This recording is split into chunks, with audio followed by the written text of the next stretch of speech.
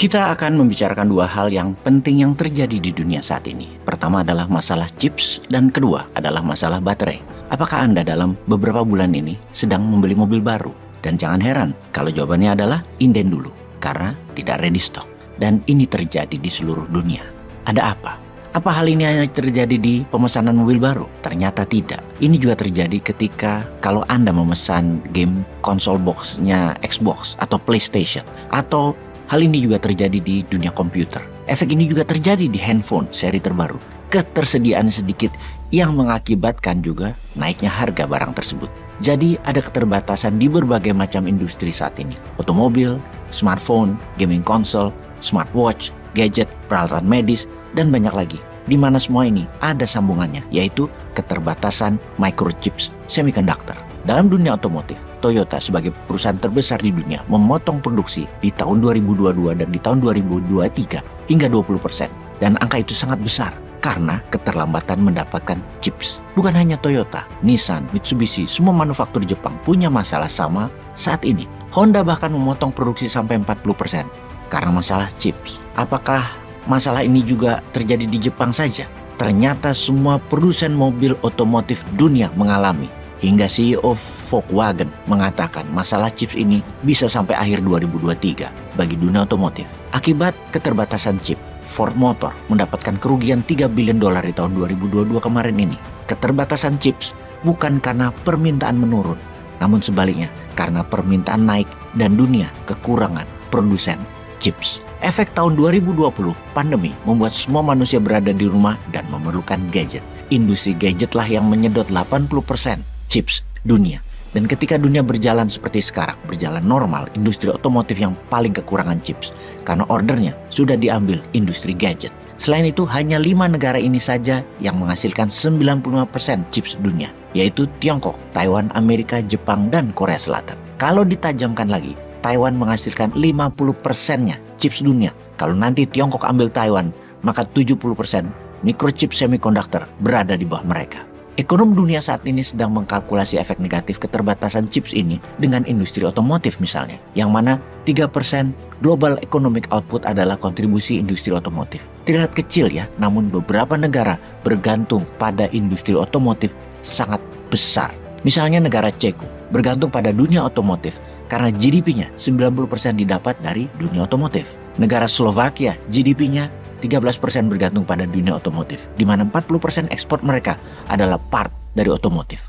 India, 7% GDP nasionalnya dari dunia otomotif dan mengcover 30 juta tenaga kerja. Ngeri sekali. Industri otomotif itu yang sangat bergantung pada chips. Inilah mengapa Indonesia sebagai penghasil bahan baku chips seperti koper atau tembaga, aluminium, dan mineral lainnya harusnya ambil peran. Beri insentif untuk perusahaan pembuat microchips agar Indonesia menjadi bagian penting dunia dalam kendali teknologi juga. Insentif bebas pajak misalnya, insentif permodalan, insentif perizinan, dan lain sebagainya.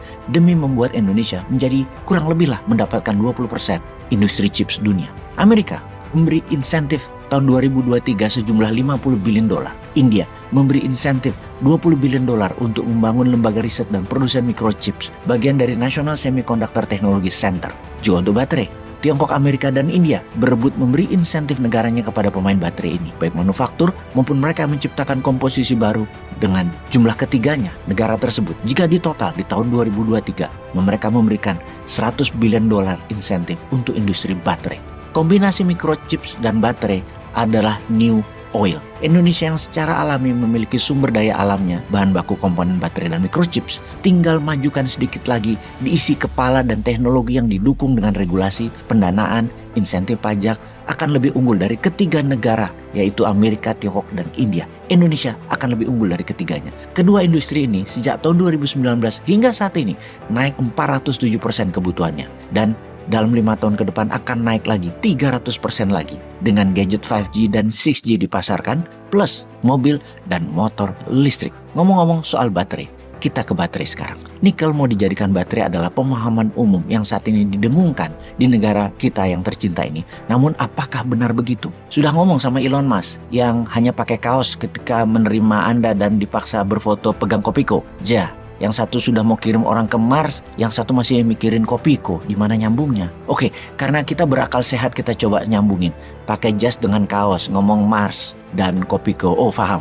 Nyambung sekarang di mana? Kira-kira yang dipikirin adalah Mars itu coklat bar. Coklat merek Mars. Walah, sampai di perut doang mikirnya. Oke, kita paham sekarang. Kita lanjut. Pemakaian baterai mobil ini saat ini terbanyak adalah unsur nikelnya. Namun baterai mobilnya berat dan mulai digeser ke komposisi lain. Nikel, litium, kobalt selama ini digunakan menghadapi dua masalah besar. Pertama, harga nikel yang terus naik. Kedua, kobaltnya bermasalah karena membunuh 2.000 anak usia 6-12 tahun per tahunnya di Kongo untuk mengambil kobalt di kedalaman 10 meter lubang kecil yang tak cukup oksigen itu. Maka baterai nikel litium kobalt dikatakan sebagai baterai berdarah atau blood battery. Aktivis lingkungan tidak mendukung mobil EV atau electronic vehicle energi terbarukan tersebut yang berbasis kobalt sebagai solusi lingkungan. Ini dianggap bullshit. Yang berikutnya, tidak ada hubungannya dengan lingkungan, namun terhadap profit. Pebisnis harus taat pada profit. Biaya tinggi tidak akan disukai. Mereka mengganti nikel karena harga nikel terus naik merupakan ancaman bagi biaya produksi. Maka dibuat yang baru yang awalnya nikel litium kobalt menjadi ferro litium fosfat, di mana ferro dan fosfat adalah unsur yang murah dan banyak tersedia dimanapun. Sehingga tak perlu lagi nikel. Bye-bye nikel. Namun baru sebentar Tesla mulai berubah lagi. Tesla melakukan game changing lagi, ganti pakai manganis, lebih murah lagi, lebih banyak lagi, dan lebih ringan. Lalu di Halmahera, bagaimana dong tambang nikelnya? Kalau katanya Tesla akan buat pabrik di Jawa Tengah, karena untuk apa Tesla bangun di Jawa Tengah? Karena nikel. Kan gak pakai nikel lagi ke depannya. Halmahera yang sudah kesedot 500 triliun ditinggalkan begitu saja, jadi daerah tandus dong nantinya. Memang 150 juta manusia di Jawa yang pernah tahu Halmahera paling hanya 10 ribuan orang. Yang lainnya ya nggak paham, nggak tahu ada cerita atau derita apa di sana. Berita di pusat pun datang lewat ocehan dari anak buahnya yang ngeklaim ada penjualan senilai 350 triliun dari Halmahera sebagai sebuah sukses. Padahal rakyat setempat bertanya, mana uangnya buat rakyat Halmaheranya? Bagi rakyat setempat sama aja keadaan ekonomi mereka. Ada nggak ada tambang nikel di sana? Mendingan nggak ada tambang nikel, nggak ada aset yang hilang. Sahabat semua, semoga paham atas informasi kali ini.